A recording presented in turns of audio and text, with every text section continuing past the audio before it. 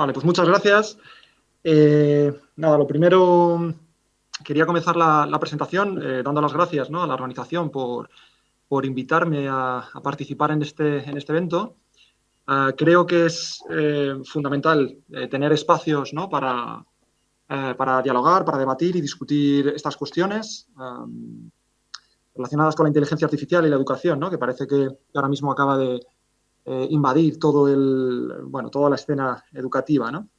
Me hubiera gustado mucho poder asistir presencialmente, pero bueno, me ha resultado imposible por tema de calendario y demás. Sigo pensando que lo físico, lo presencial, sigue teniendo algo de valor añadido con respecto a lo virtual, pero bueno, creo que la virtualidad también tiene sus ventajas.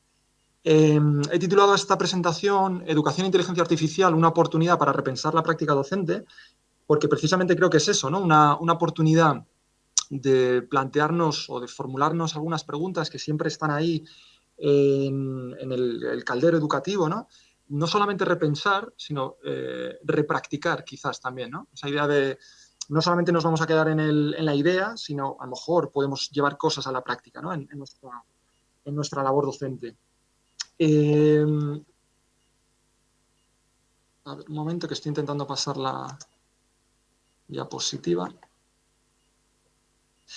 Bueno, por poner un poco de contexto y nada, voy a pasar rápidamente, no me quiero entretener aquí mucho. Bueno, la inteligencia artificial, que parece que ahora mismo copa todos los medios, no es algo que acabe de llegar, ¿no? Es algo que nos rodea desde hace ya años, ¿no?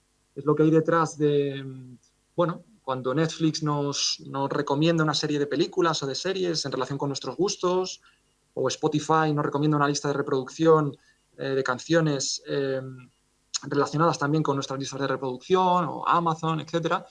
Lo que hay detrás de ese comportamiento es inteligencia artificial, ¿no?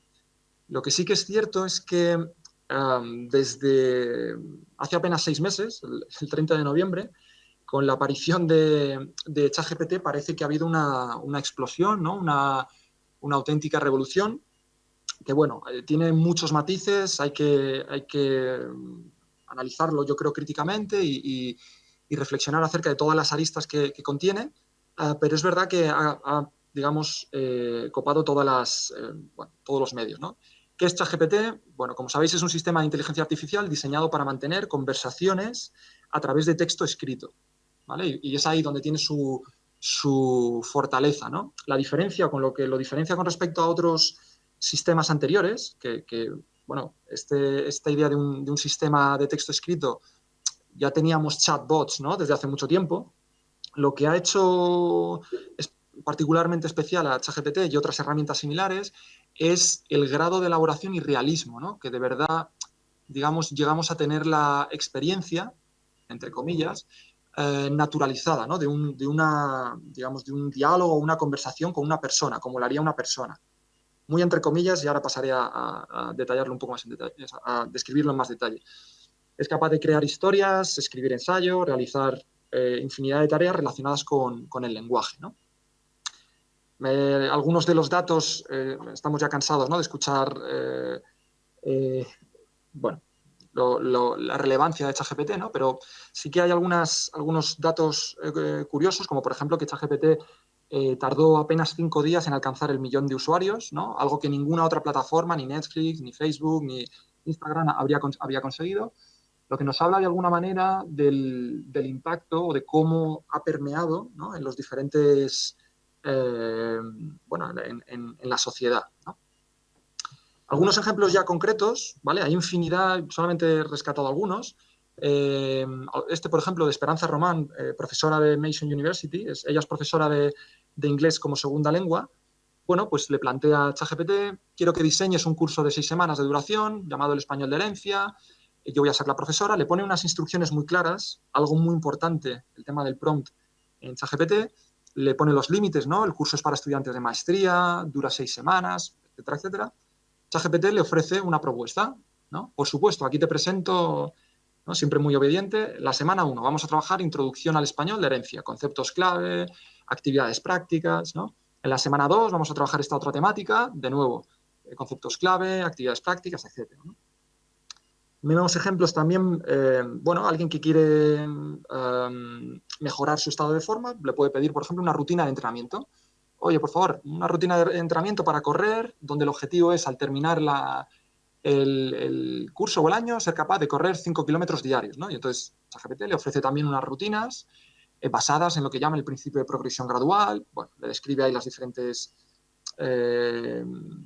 digamos, tablas de entrenamiento, elaboración de recetas, ¿no? Por ejemplo, para temas de fórmulas de cálculo, por favor, escríbeme la fórmula para calcular bueno, una determinada fórmula en Excel o en otros programas. Se han hecho muchas cosas con Python, con R. Bueno, también para reflexionar acerca de los retos de la inteligencia artificial para la educación. Esto fue, bueno, un ejercicio que le planteé cuando me topé por primera vez con ChatGPT. Le pregunté, bueno, como no podía ser de otra manera, cuáles eran los retos que identificaba para la educación, ¿no? Cuáles eran los retos de introducir la inteligencia artificial. Y me dio varias ideas interesantes sobre las que reflexionar. Y este es el punto clave, yo creo, de la charla, la idea de que no es tanto un fin en sí mismo la herramienta, sino un punto de partida sobre el que avanzar, ¿no? Entonces, en este caso, el ChatGPT me hablaba de verificación de la información. A veces, muy a menudo, ChatGPT da información falsa o errónea directamente. Tema de evaluación automática, protección de la privacidad, ¿no? ¿Qué pasa con los datos que introducimos en la herramienta, ¿no? Es una caja negra, no sabemos qué ocurre con ellos. Impacto de la creatividad. Esto me resultó muy interesante, este punto. Aquí menciona, ChatGPT puede generar respuestas rápidas y precisas, lo que podría fomentar la dependencia en la tecnología en lugar de fomentar la creatividad y el pensamiento crítico. Y es verdad que si planteamos ese uso, en muchos casos digamos que uno puede externalizar todos los procesos mentales o de esfuerzo cognitivo, por así llamarlo, o puede ser a la inversa, ¿no? La idea de utilizar la herramienta, como os decía, como una oportunidad para llegar a lugares o a ideas o aspectos que difícilmente podrías llegar de otra forma, ¿no? Entonces, bueno, como punto de partida era interesante. Ejemplos ya concretos en la práctica educativa. Aquí yo os pongo un ejemplo de una rúbrica, ¿no?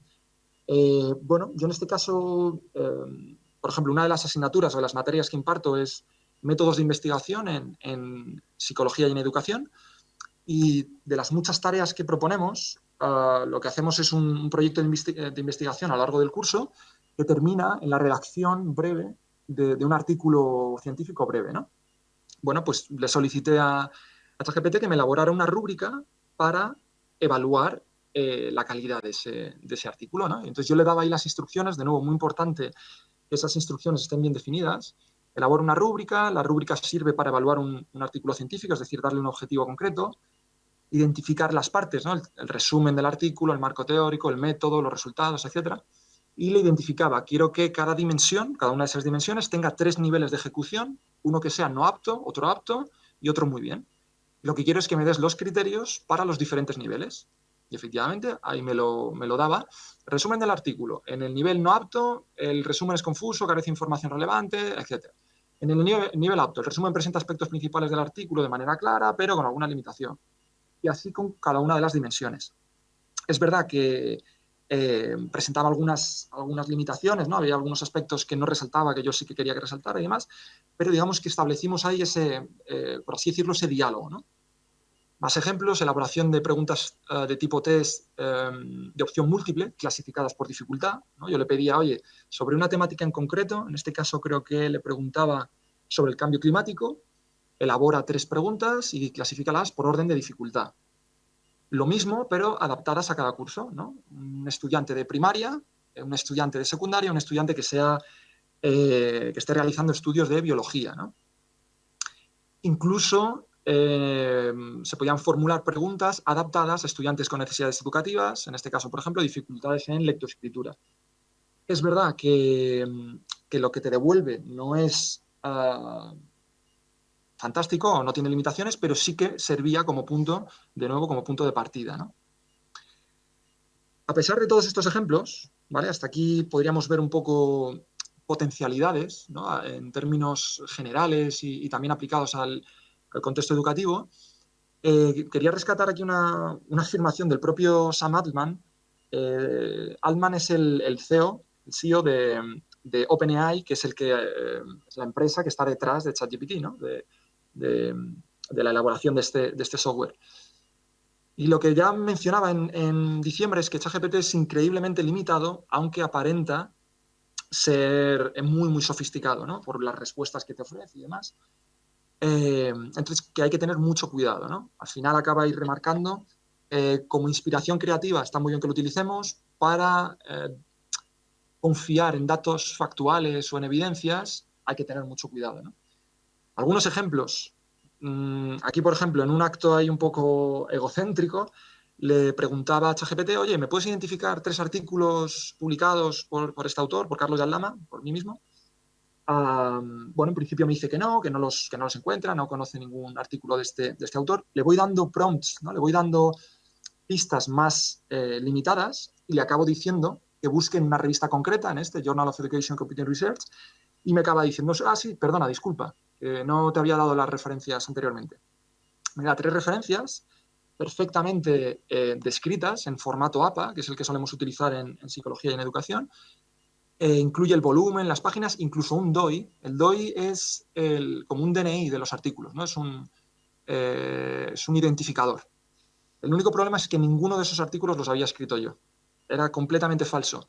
No solamente no los había escrito, sino que cuando lo meto en el buscador, en Google Scholar, veo que directamente no existen.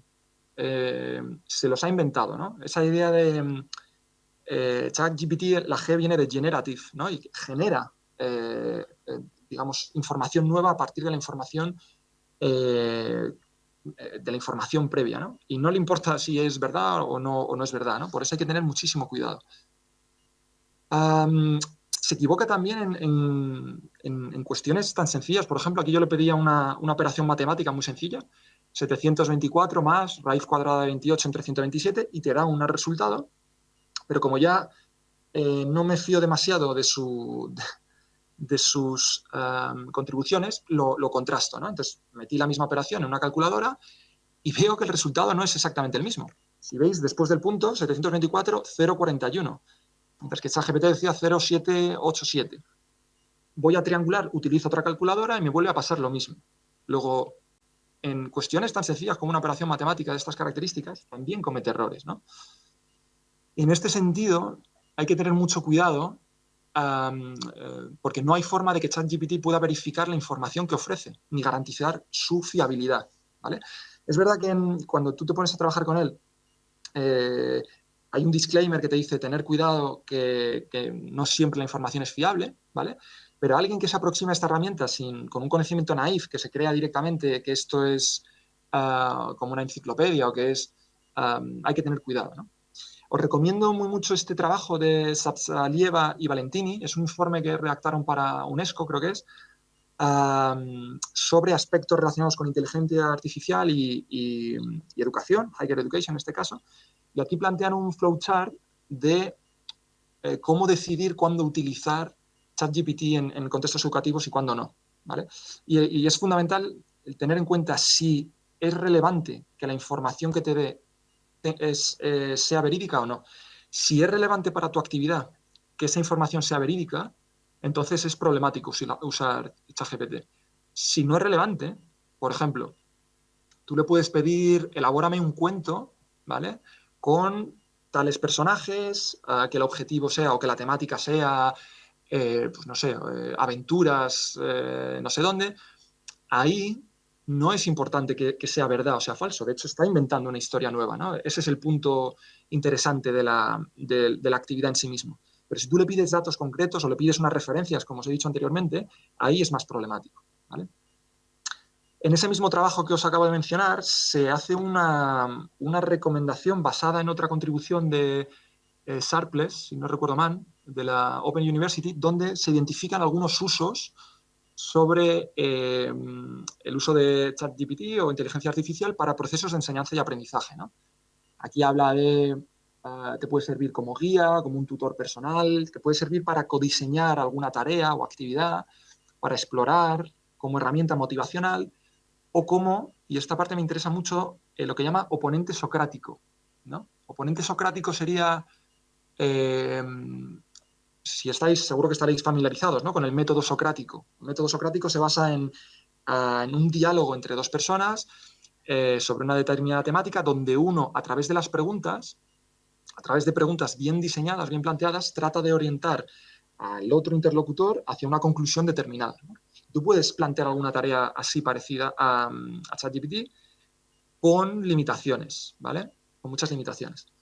Y ese es uno de los puntos que para mí son, digamos, más interesantes de esta herramienta. Mucha gente destaca esa idea de automatización. Es verdad que te puede ayudar a automatizar actividades, a simplificar cosas, ¿no? Lo que se decía por ahí, pues te puede ayudar a redactar una carta para no sé qué, te puede ayudar a escribir correos electrónicos. Bueno, automatización, que está muy bien, pero a mí quizá le veo más interés en esta parte de capacidad dialógica, ¿vale? Que tiene que ver con esto de oponente socrático y demás, ¿no? Esa idea de poder establecer en cierta medida una conversación, ¿no? Y es que esto me lleva en psicología del desarrollo, en algunas corrientes, ¿no? Por ejemplo, la corriente sociocultural apoyada en Vygotsky y compañía, el papel del diálogo o de la interacción es fundamental para desarrollar habilidades, ¿no? En este caso, habilidades de pensamiento, de razonamiento, ¿no? La idea de que cuando tú dialogas con otra persona o parcialmente, o cuando trabajas con esta herramienta, con ChatGPT o otras herramientas parecidas, digamos que te puede llegar a hacer plantearte nuevas ideas, aspectos que no habías tenido en cuenta, perspectivas que no habías considerado, etc., ¿no? Este es otro ejemplo de Esperanza Ramón, la misma persona que mencioné anteriormente, un ejemplo muy, muy interesante que a mí me gustó mucho. Quiero que actúes como una candidata femenina para un puesto de profesora de español, ¿vale? Lo que hace es simular una entrevista donde ella va a ser la entrevistadora y ChatGPT va a ser la entrevistada, ¿vale? Entonces ahí le pone una serie de constraints, ¿no? Quiero que respondas únicamente como la candidata, no escribas todo de una sola vez, responde a cada pregunta, bueno, etcétera, etcétera, y comienzan ahí la conversación, ¿no? Si veis aquí, Esperanza le empieza a preguntar, bueno, ¿cuántos años de experiencia tienes como profesora de español? He trabajado como profesora durante 5 años, durante ese tiempo he tenido oportunidad de enseñar a estudiantes, tal. Bueno, ¿le gustaría usar los libros de texto para enseñar español? Sí, por supuesto. Lo que pasa también, pienso en otro tipo de metodologías, quizás más interactivas, más... Bueno, y continúan ahí, ¿no? En ese diálogo. Me gustaría saber más sobre tu filosofía de la enseñanza del español. ¿Estás familiarizada con la pedagogía crítica? Es decir, se establece ese diálogo donde Esperanza también va adaptando sus preguntas en función de las respuestas, ¿no? Que le devuelve. Aquí yo le planteaba un ejemplo y lo pongo ahí en interrogación porque, bueno, no quedé muy contento con el resultado, pero aquí os planteo esto del ejemplo oponente socrático, ¿no? Yo le preguntaba, oye, quiero que mantengamos un diálogo, que utilicemos el método socrático, y la temática va a ser la mejor forma de gobierno en un país, que es un tema muy, muy polémico, ¿no? Como todo el mundo sabe, donde hay diferentes perspectivas, posiciones políticas, etc. Entonces, yo le ponía de constraint que íbamos a jugar diferentes papeles. Uno iba a defender una posición más progresista o más de ideas progresistas, otro una posición más conservadora. En este caso, ChatGPT defendía una posición más conservadora. Y entonces comenzamos. Bueno, no es muy fluido, se nota que es un poco artificial su respuesta, pero identifica algunos aspectos interesantes, ¿no? Mira, estoy muy interesado en, no sé si decía, la propiedad privada, el libre mercado, las tradiciones, ¿no? Ideas principales de una perspectiva más conservadora. A partir de sus ideas, yo le empiezo a formular algunas preguntas y establecemos ahí un diálogo, por así decirlo, ¿no? Quizás no es, habría que analizarlo muy en detalle, pero podría ser un buen punto de partida en una discusión, ¿no? Si se quiere, en teoría política, o donde, para identificar, ¿no? Aspectos clave de diferentes perspectivas o aproximaciones políticas, ¿no? Bueno, a pesar de esto que os comento, hay muchos argumentos en contra, ¿no? Muy habitual escuchar un argumento como este, que es muy lícito, ¿no? En realidad no son conversaciones enriquecedoras. A menudo la información que ofrece es completamente falsa e inventada, ¿no? Entonces, desde ahí no podemos establecer un diálogo demasiado interesante. Bueno, yo ahí el contraargumento que utilizo es las conversaciones entre personas nunca se basan en información errónea, falsa o inventada. creo bueno, que eso también forma parte, ¿no? de las conversaciones cotidianas, ¿no? Entonces, para mí, el punto interesante es que la conversación es enriquecedora en tanto en cuanto te hace pensar, ¿vale? Ahí está para mí el punto, ¿no? Me hace preguntarme algunas cuestiones que no había tenido en cuenta o perspectivas que no había considerado, etcétera, ¿no? Y no tanto esa falsedad o veracidad. En este caso concreto, por supuesto, en otras cuestiones sí que es fundamental. Otro ejemplo que me gustó muchísimo cuando lo vi en un hilo de Twitter, que se hizo bastante viral, creo que era un profesor de filosofía, le preguntaba, nombra a 10 filósofos. Y ChatGPT, Aristóteles, Confucio, Descartes, Kant, Platón, bueno, autores, ¿no? Muy consolidados o que tienen una tradición importante, ¿no? Han influido mucho en la historia de la filosofía. Claro, este mismo autor, Rothman, le pregunta, oye, ¿por qué no hay mujeres en la lista? Muy hábil, ¿no? Y entonces ChatGPT le dice, perdona, es verdad, tienes razón. Hay muchas filósofas que han contribuido enormemente, como Hipatia de Alejandría, Simone de Beauvoir, Judith Butler, Carol Gilligan. Bueno, muy hábil de nuevo, Diego Rothman, el autor, le dice, oye, ¿por qué hay solo filósofos occidentales? O sea, ¿por qué has escogido hombres y mujeres solo occidentales? Entonces, de nuevo responde, es verdad, de nuevo, disculpa, hay otros autores también que han influido mucho, Confucio, Averroes, ¿no? Que no son occidentales. ¿Qué ocurre? Que de nuevo, en este caso solo identifica hombres no occidentales, ¿no? Le vuelve a preguntar, oye, ¿por qué en tu lista de filósofos no occidentales no incluiste a ninguna mujer? Pues ahí luego incluye de nuevo pues, Ban Zhao, María Mabá, etcétera, ¿no? Finaliza diciendo, bueno, pues venga, vamos de nuevo. Nombra 10 filósofos importantes. Y, si ves aquí, vuelve con la lista original. Platón, Aristóteles, Descartes, David Hume. En un ejercicio muy interesante que se puede utilizar para reflexionar sobre los propios sesgos que esta herramienta presenta, ¿no? Esta herramienta se nutre de la gran cantidad de información que hay disponible en Internet, bueno, en este caso hasta el 2021, ¿no? Que no hace más que, digamos, amplificar los sesgos de la sociedad, ¿no? Entonces, ante el argumento, ¿no? de algunos que dicen, bueno, es que las conversaciones con ChatGPT son artificiales, la información que proporciona está plagada de sesgos, de nuevo, el contraargumento para mí es el mismo, ¿no? Los seres humanos no presentamos sesgos a la hora de juzgar y tomar decisiones. Creo que el problema no es tanto el sesgo, sino la ignorancia del mismo.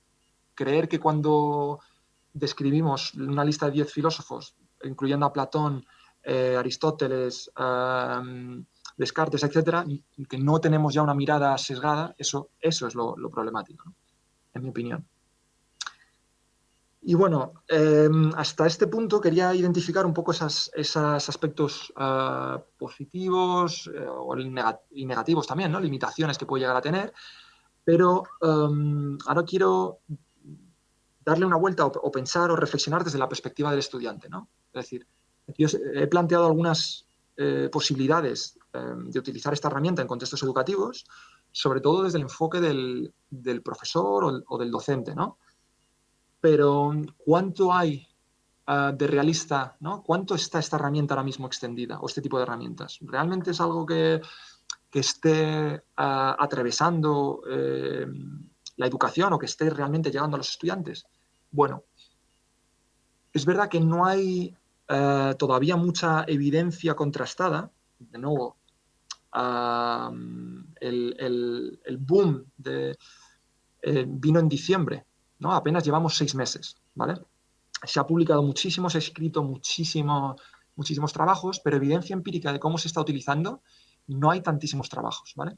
Aquí os pongo un informe bastante reciente, de hace menos de un mes, 17 de mayo, con, digamos, ya cierta evidencia, donde la revista Intelligent con SurveyMonkey es una plataforma muy grande de encuestas, creo que cogieron a más de 1.200 estudiantes de grado y les preguntaron acerca de si utilizaban estas herramientas. Bueno, pues en ese informe, en ese trabajo, se vio que 1 de cada 3 estudiantes, no sé, esto creo que era en Reino Unido, ¿vale? Luego habría que ver por países, por continentes, hay muchos matices, pero en este trabajo identificaban que 1 de cada 3 ya lo estaban utilizando para las actividades académicas, ¿vale? Y de ese 33%, muy interesante también que casi un 50 afirman utilizarlo muy frecuentemente o con bastante frecuencia. Lo que a mí me hace pensar que esta herramienta, una vez que la incorporas a tu práctica, cuando ves sus posibilidades, es fácil integrarla de manera frecuente, ¿vale? Y eso también contiene riesgos, ¿vale? Porque si tú externalizas todo el trabajo en una herramienta, digamos que dejas de poner de tu parte, por así decirlo, ¿no? Bueno, ahí aparecían también diferentes temáticas donde se está utilizando, ¿no? En inglés, por ejemplo, como segunda lengua, en matemáticas, hard science, soft sciences, bueno.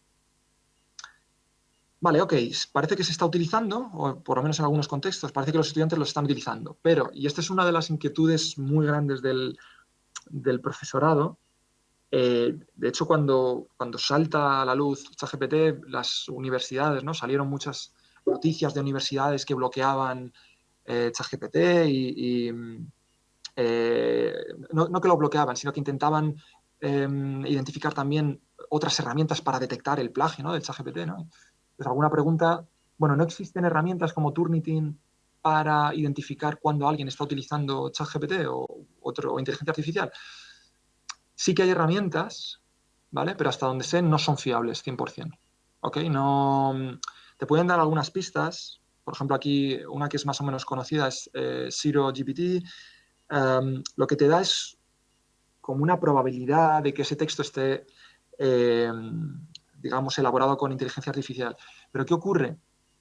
Que a diferencia de Turnitin, que cuando identifica el plagio te pone las fuentes directas, aquí no hay manera de hacer eso, ¿vale? Porque al ser información generada, ¿no? Que es, por así decirlo, nueva, aunque se está apoyando en información previa, pero no lo está cogiendo explícitamente de ningún sitio, es imposible garantizarlo, ¿no? Pues si tú llegas, en el caso concreto, le dices a un estudiante, oye, he utilizado un detector de inteligencia artificial y me sale que muy probablemente lo has utilizado.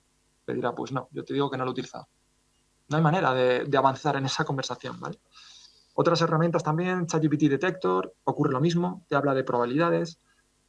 Luego también la propia a ojillo se puede identificar, ¿vale? Muchas veces, si habéis trabajado con ChatGPT, veis que hay muchas...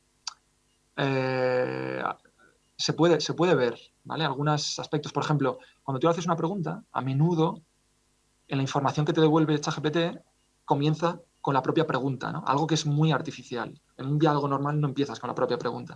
Algunos estudiantes tal cual lo copian y lo ponen y bueno, eso es muy, como que salta mucho a la vista, ¿no? Aún así, no hay manera de garantizar o de demostrar, más que de garantizar, de demostrar que ha utilizado esa herramienta. Por lo tanto, bueno, nos tendremos que preguntar, ¿no? Bueno, parece que ChatGPT sí que se está utilizando este tipo de herramientas, no sé hasta qué punto está extendido o no, pero honestamente creo que es una cuestión de más o menos tiempo, ¿vale?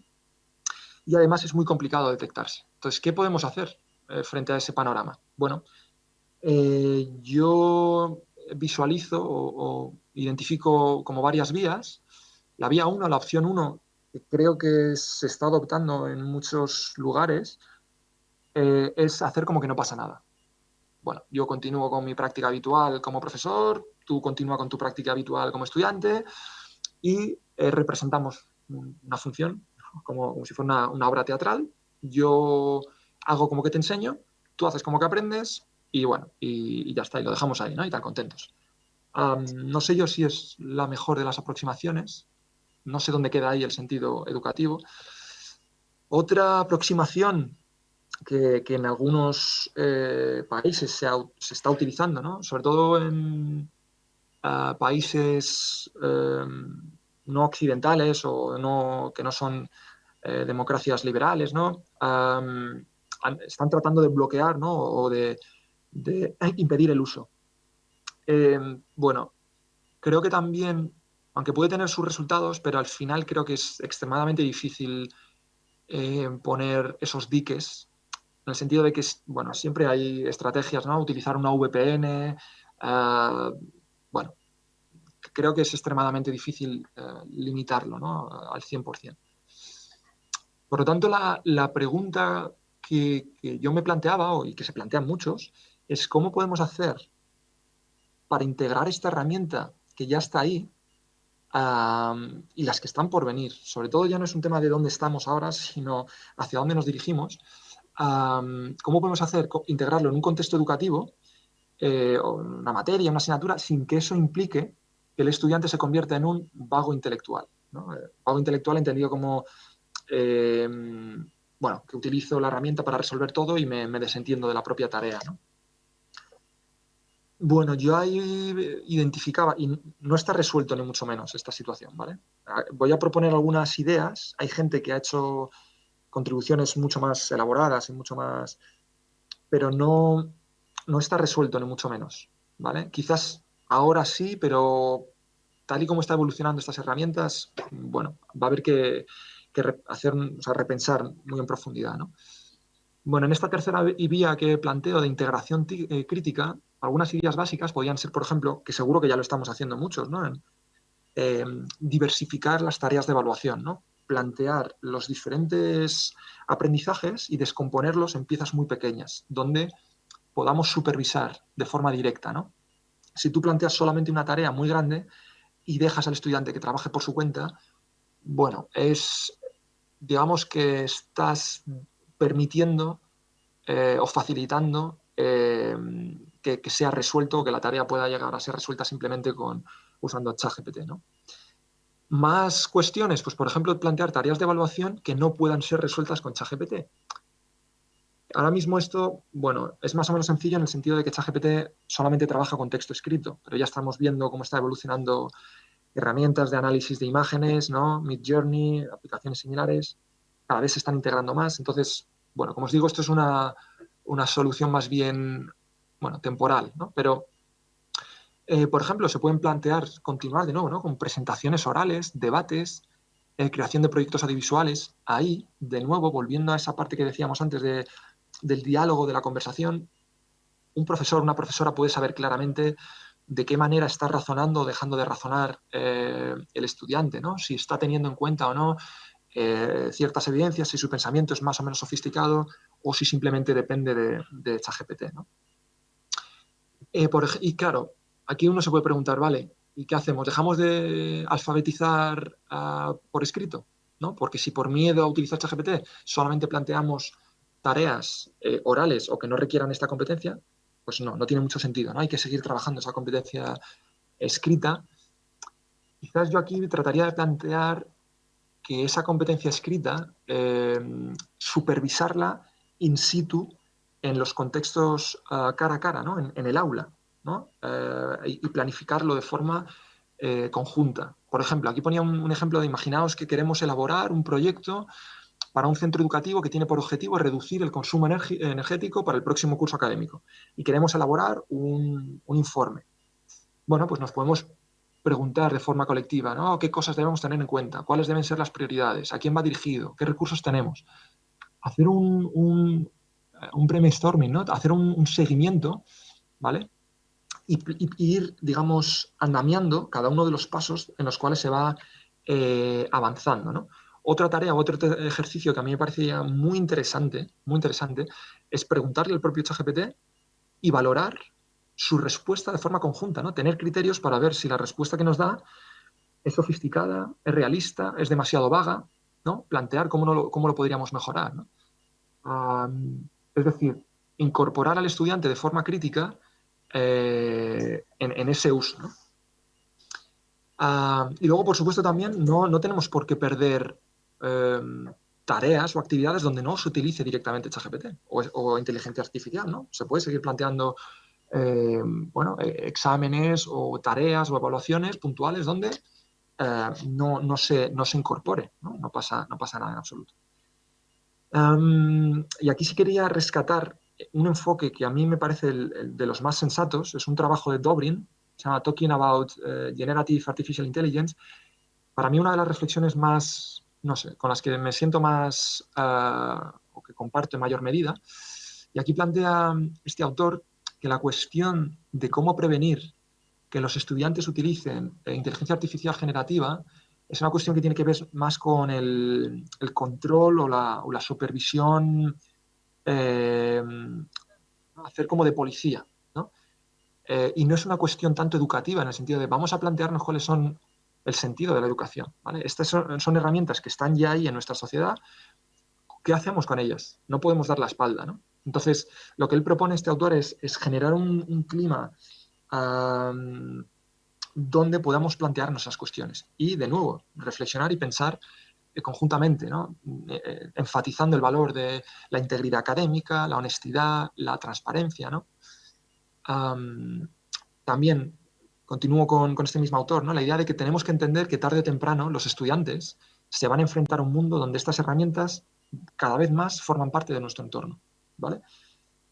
Y él plantea también algunas cuestiones concretas. Insisto, os recomiendo que os leáis este texto porque se desarrolla mucho más detalle, pero digamos que anima a los estudiantes a entender que en último término el trabajo que tú estás elaborando es tu responsabilidad, ¿vale? Aunque hayas cogido esta herramienta u otra o la que sea, cuando tú presentas un trabajo, en último término es tu responsabilidad, ¿vale? También habla de esa idea de la transparencia, ser honesto. ¿Has utilizado para realizar tu actividad ChatGPT? Ok, pero explícitalo. ¿Dónde lo has utilizado? ¿Con qué objetivo? ¿Qué has conseguido? ¿Qué, no? Y, de nuevo, también enfatizar la idea de los errores que a menudo cometen estas herramientas, por lo menos a fecha de hoy, ¿vale? Que son muy limitadas.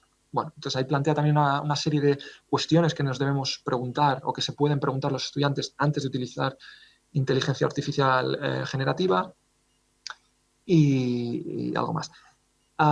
Y bueno, ya para ir terminando, que no me quiero entretener mucho más, creo que voy ya un poco regular de tiempo, no quería dejar de mencionar también algunos aspectos éticos, que ya hemos mencionado algo, ¿no? Esta idea de la integridad académica, en qué medida supone, es íntegro realizar o utilizar este tipo de herramientas de inteligencia artificial para la evaluación de trabajos académicos. Bueno, mencionar aquí que la línea donde parece que van las cosas es, de nuevo, en la transparencia, ¿vale? Por ejemplo, la APA, nosotros cuando redactamos textos académicos seguimos la APA, que es la American Psychological Association, lo que está recomendando es, de nuevo, transparencia y explicitar, ¿no? De nuevo, también sigue habiendo todavía problemas con falta de regulación, no se sabe exactamente qué cosas se pueden hacer y qué no se pueden hacer. Ahí os recomiendo, se están haciendo ya algunos esfuerzos, pero todavía no se han adoptado de forma extensiva. Trabajos como el de las Naciones Unidas o la Unión Europea, aquí de directrices éticas sobre el uso de la inteligencia artificial, muy interesantes. Hay también cuestiones éticas relacionadas con la privacidad, ¿no? De nuevo, hay que tener mucho cuidado con qué información estamos o no utilizando cuando utilizamos ChatGPT, los sesgos que ya hemos mencionado anteriormente, la propia accesibilidad. Ahora mismo, por ejemplo, ChatGPT u otras herramientas tienen acceso gratuito y otros que son de pago, ¿no? Y aquí se generan también brechas. ¿Qué pasa en aquellos entornos, en aquellos contextos donde no hay infraestructura, donde no hay internet, donde no hay equipos, ¿no? Y por último, el tema de la comercialización, ¿no? Que todas estas herramientas estén siendo desarrolladas por empresas privadas, digamos que no favorece inicialmente el bien público, por así decirlo, ¿no? Bueno, digamos que de alguna manera estamos nutriendo o servimos en cierta medida a intereses privados, ¿no? Entonces, ya hay iniciativas de en qué medida podemos elaborar herramientas similares de código abierto, ¿no? Hay bastantes también iniciativas, OpenChatKit, GPT4All, pero en ningún caso con tantos recursos o con tanto impacto como ChatGPT y herramientas similares, ¿no? Ya para terminar, mencionaros, si tenéis interés en esta idea de inteligencia artificial y tecnología ética, os recomiendo que visitéis The Center for Human Technology. Es un organismo muy interesante que está tratando de promover el desarrollo de una tecnología ética, ¿vale? En el sentido de que una tecnología que trate de respetar las necesidades de las personas más allá de tratar de aprovecharse de ellas, ¿no?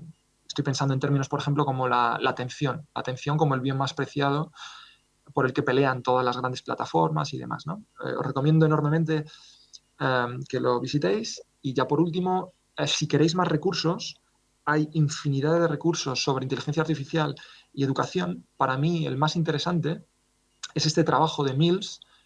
Es una compilación, es un documento vivo.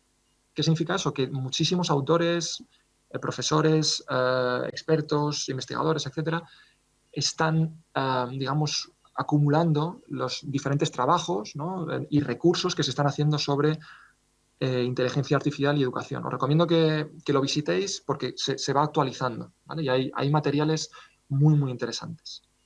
Y nada, por mi parte eso es todo. De nuevo, dar las gracias por permitirme participar, ¿no? En estas jornadas, en participar de este evento. Y nada, quedo a disposición por si tenéis cualquier comentario o pregunta. Gracias, Carlos. A ver si alguien quiere hacer alguna pregunta. Dejo de compartir mi pantalla porque es que no os estoy viendo. No nos vas a ver, ¿eh? Porque he tenido que hacer, no os veo. Vale, vale. Okay. Un apaño para poderte ver en la pantalla. A ver, aquí hay una vale, pregunta. No te preocupes. Hay una cuestión, ¿eh? Vale. Hola, Carlos. Buenos días. Mira, me llamo Ana. Hola. Soy de FP, de grado superior, y antes estábamos comentando en el café, una pena que no estés aquí. Justo este año hemos tenido en mi centro pues un caso de un alumno que bueno, pues aprobaba 5, 6 o algún 7, ¿no? Y de repente pues presenta un trabajo extraordinario. Dado que yo no conocía ChatGPT, digo, esto se lo han hecho. Fue lo primero que pensé. Sí. Porque además, bueno, pues siendo una cosa como muy específica de un módulo que es un poco horror, que hay como poca información, pues dije, esto se lo ha hecho alguien. Y luego ya me hablaron de ChatGPT, ¿no? Y entonces se lo comento a una compañera y me dice, pues es que a mí me ha hecho un trabajo también extraordinario que no me lo esperaba. En ese momento, yo como tutora les planteo la existencia de ChatGPT y a ver qué piensan ellos en el aula, ¿no? Y bueno, pues empieza una discusión en la que, bueno, pues esta persona en concreto, yo sin dar nombres, pues empieza a mostrar un interés especial en por qué pensábamos que a lo mejor estábamos usando o alguien de la clase estaba usando ChatGPT, ¿no? Y empieza a hacer muchas preguntas y yo pensando, calla un poco porque te estás descubriendo bastante fácilmente. Y una de las opciones que nos habíamos planteado nosotros como profesorado era evaluar después el trabajo que habían presentado, con lo cual ya, por un lado, nos estábamos poniendo a nosotros mismos digamos, como más trabajo añadido, ¿no? O sea, ya no solo teníamos que corregir ese trabajo que habíamos creado la rúbrica y habíamos hecho, sino que estamos necesitando evaluar el trabajo de otra manera para demostrar que esos conocimientos que pensábamos nosotros que iban a adquirir de una manera no los están adquiriendo o queremos que nos demuestren que los han adquirido. Entonces, se me hace como un poco complicado esta manera de... O sea, es como que todo lo complica más. O sea, claro, sí. Yo como profesora no, me veo como un poco incapacitada porque sí, intentamos utilizar lo de 0GPT, pero no era relevante y bueno, incluso alumnos dijeron que por qué no iban a poder utilizarlo si era una herramienta que existía igual que Google y podían encontrar la información ahí. Claro. Verdaderamente es lo que decíamos, de que hay un problema, o sea, que no está ahora mismo resuelto. Esto que estás comentando no es ni mucho menos el primer caso. Conozco muchos casos, y no solo eso, sino de casos sí, lo mismo, ¿no? De gente que llega, de pronto tú has visto una trayectoria, ¿no? Y de pronto sale con un trabajo fantástico. Claro, que es sospechoso, pero de nuevo no hay evidencia. De nuevo, cuando utilizas Zero GPT, no te garantiza que esté realizado esa tarea con inteligencia artificial, ¿no? Te habla de términos de probabilidad, pero no. Por eso digo que sin estar resuelto la temática, o sea, la problemática, creo, por ejemplo, una posible aproximación sería, en vez de dejar la evaluación, o sea, intentar no verlo como producto, sino quizás más bien como proceso, ¿no? Entonces, establecer digamos, descomponer también, que la nota tampoco es, lo de la nota es lo de menos, pero si tú, digamos, descompones y vas viendo el proceso y cómo va evolucionando en ese proceso el estudiante, digamos que tienes más herramientas, ¿no?, para ir viendo si realmente esa persona, ese estudiante, está adquiriendo otras habilidades, ¿no?, más allá de simplemente volcar la actividad en ChatGPT.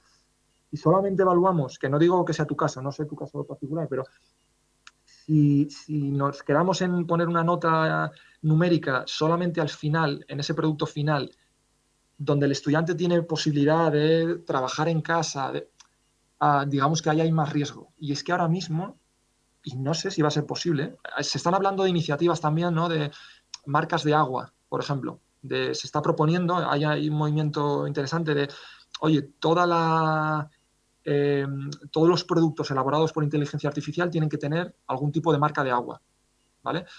Pero mientras eso no llega, tenemos que hacer algo, ¿vale? Y lo que se me ocurre es lo que te decía, por ejemplo, el descomponer el proceso de enseñanza y aprendizaje, el ir viendo la evolución, ¿no?, y que el producto final sea simplemente la consecución de todo un proceso previo, ¿no? No sé, eso Sí. es... Sí. No, es que con esto que propones me resulta interesante y yo personalmente estoy como muy abierta a integrarlo en el aula, no tengo problema, pero en ese sentido sí que entonces tendría yo como profesora que proponerlo para que todo el mundo lo utilizara, no como herramienta, porque si no estamos otra vez en esa Claro, segregación también del claro, alumnado. claro. Claro, sí, por supuesto. Generar, o sea, los espacios y garantizar que cuando se trabaje con ellos, si es un requisito, si es un requisito para realizar la práctica, hay que garantizar que todo el mundo tiene acceso, ¿no? Y ese es otro de los problemas que he señalado antes, que ahora mismo el acceso, por ejemplo, a ChatGPT es gratuito, hay una versión gratuita, pero estamos a expensas de lo que OpenAI decida, en este caso con esta herramienta. Luego hay otras, UChat, BART, o sea, ha habido una explosión de herramientas. Digamos que esta misma aproximación se podría hacer con esas otras herramientas, pero digamos, por eso os decía lo del tema también de la comercialización, que mientras todos estos productos también respondan a intereses privados, pues digamos que estamos ahí un poco desnudos, ¿no? Pero la realidad es que esto ya está aquí.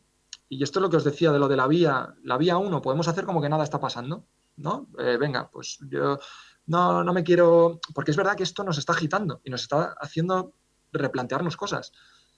Podemos hacer como que nada pasa y entonces encontraréis casos como ese estudiante y otros, ¿vale? O intentar, bueno, pues eso, buscar alternativas como lo que planteamos, ¿no? Pero no es sencillo, ni mucho menos, no es Sí, sencillo. no. A mí me da la sensación también de que me enfrenta un poco al espejo, ¿no? De decir, ¿eres suficientemente lista como para ver si te están engañando? Claro, lo que pasa es que incluso a mí me gustaba lo que os ponía ahí antes de Dobrin, ¿no? Ese trabajo, claro, el enfoque de me están engañando, que es muy natural, a mí me sigue pasando. Lo que pasa, intento, de nuevo, hacer todas las cosas muy explícitas y en mi aula como ir viendo mucho los pasos, ¿no? Es verdad que yo trabajo con pocos estudiantes, claro, son aspectos muy particulares, ¿no? Pero en vez de partir de esa idea de si me estarán engañando, ¿cómo podríamos hacer lo que os decía de lo de la tercera vía, ¿no? De cómo hacer esto que sea transparente e integrarlo de forma honesta e íntegra en nuestra práctica, ¿no? Y hacer partícipes a los estudiantes en ese debate, en esa reflexión, ¿no? Pero claro, de nuevo, no es una solución final, por así decirlo. Bueno, gracias, Carlos. Nada.